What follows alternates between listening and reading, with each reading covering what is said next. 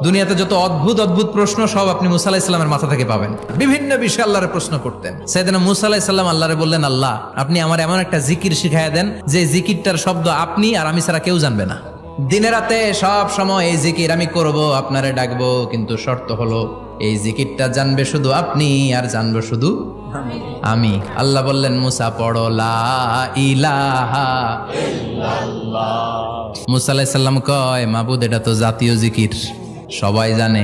আমি তো চাইছি এক্সেলেন্ট একটা জিকির, কারো কাছে নাই, শুধু আমি জানবো আর আমি পড়বো। আল্লাহ বললেন, মুসা এই লা ইলাহাকে যদি এক পাল্লায় রেখে দাও, তাম বিশ্ব, সাত আকাশ, সাত জমিনটারে তুলে যদি তুমি আরেক পাল্লায় রেখে দাও, লা রাজাহাত কাফাতু লা ইলাহা ইল্লাল্লাহ, মুহূর্তের মধ্যে লা ইলাহার পাল্লা ভারী হয়ে যাবে। ও মুসা, তুমি যতই এক্সক্লুসিভ জিকির চাও, লা ইলাহার চেয়ে দামি জিকির আমার কাছে নাই।